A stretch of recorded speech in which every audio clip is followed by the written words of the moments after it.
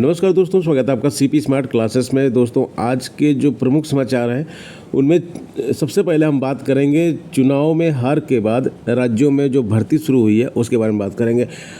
जहां पे आप देखेंगे उत्तर प्रदेश हो, बिहार हो, हरियाणा हो, महाराष्ट्र हो, इन सब राज्यों में सरकार की हार हुई है।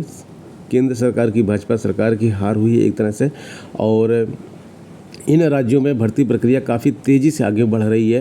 हरियाणा में 50,000 नई भर्ती, बिहार में 2,578 शिक्षा सेवकों की भर्ती, उत्तर प्रदेश में पेपर लीक रोकने के लिए नए नियम जारी किए जा रहे हैं। सिलेक्शन पोस्ट और CHSL की नई परीक्षा तिथि जारी की गई है। और कल के वीडियो में मैंने बताया था कि पंचायत सहायकों की नई भर्ती का विज्ञापन जो है 10 तारीख को आपको देखने को मिलेगा। योगी जी ने चयन आयोग के अध्यक्षों के साथ बैठक करके कुछ निर्देश दिए हैं। पहला निर्देश ये दिया है कि अब एक ही एजेंसी नहीं कराएगी पूरी परीक्षा, यानी कि जो पेपर सेट करने की प्रक्रिया है, उनकी छपाई है, कोषागार तक पहुंचाने की प्रक्रिया है, कोषागार से परीक्षा केंद्र तक पेपर पहुंचाने की व्यवस्था है, परीक्षा केंद्र की व्यवस्था है, परीक्षा के बाद OMR आयोग तक पहुँचाने, OMR की स्क्रीनिंग, परीक्षा परिणाम तैयार करने सहित पूरी व्यवस्था में व्यापक सुधार की आवश्यकता बताई गई है। अलग अलग कार्यों के लिए अलग अलग एजेंसी का उपयोग करें। एजेंसी के रिकॉर्ड की भली भांति जांच करने के बाद ही उनको दायित्व देने की बात यहाँ पे की गई है, जिससे शुचिता और गोपनीयता के लिहाज से चयन आयोगों को शासन स्तर पर शीर्ष अधिकारियों और STF के संपर्क में रहना चाहिए। CM ने कहा कि कुछ पदों के लिए शैक्षिक अर्हता निर्धारण में समकक्ष योग्यता के संबंध में विसंगतियों की सूचना प्राप्त हुई है।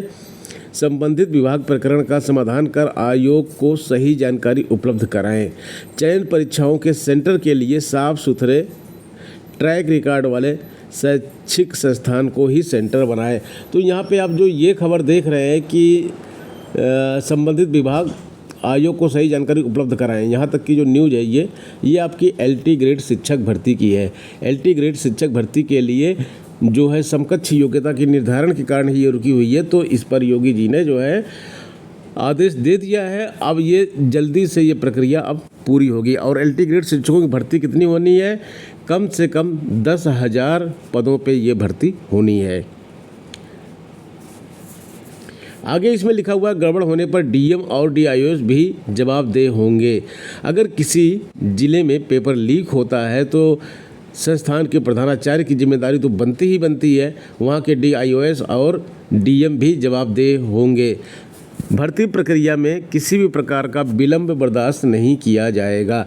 किसी प्रकार का विलंब ना हो। CM ने कह दिया कि नियुक्ति प्रक्रिया में सरलता के लिए E-अधियाचन की व्यवस्था लागू की गई है, जिसका उपयोग किया जाए। सभी विभाग नियुक्ति के लिए अधियाचन भेजने से पूर्व नियमावली का परीक्षण कर लिया जाए। भर्ती प्रक्रिया में अनावश्यक विलंब ना किया जाए।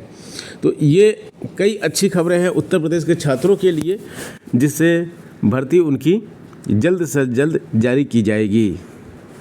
सिलेक्शन पोस्ट और CHSL भर्ती की संशोधित तिथि जारी कर दी गई है। सिलेक्शन पोस्ट की जो परीक्षाएं हैं अब 20, 21, 24, 25, 26 जून को प्रस्तावित हैं। और CHSL की परीक्षा जो है 1, 2, 3, 4, 5, 8, 9, 10 और 11 जुलाई को करवाई जाएगी।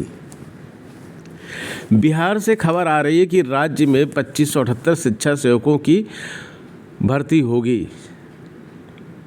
नालंदा में 81 समेत सूबे में 2578 शिक्षा सेवकों की बहाली होगी।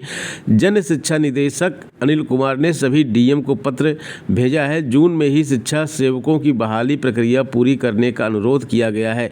नालंदा जिले के उत्थान केंद्रों में 54 तो तालीमी मरकज केंद्रों में 27 शिक्षक सेवकों समेत सूबे के उत्थान केंद्रों में 1465 तो तालीमी मरकज केंद्रों में 1113 शिक्षक सेवकों की बहाली की जानी है।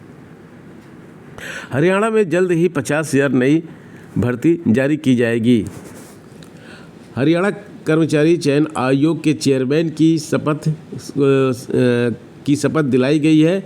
और इसके जो चेयरमैन बने हैं वो हिम्मत सिंह बने हैं, और जिससे कि रुकी हुई भर्तियों का काम जल्द शुरू हो। CM ने कहा है कि जल्द ही राज्य में 50,000 पदों के लिए भर्ती प्रक्रिया शुरू कर दी जाएगी। युवाओं को ग्रुप D की नौकरी भी दी जाएगी। वहीं उन्होंने फिर दोहराया कि ग्रुप C व D में सामाजिक आर्थिक आधार पर दिए गए अतिरिक्त अतिरिक्त अंकों को रद्द करने के मामले में सरकार जल्द ही सुप्रीम कोर्ट जाएगी।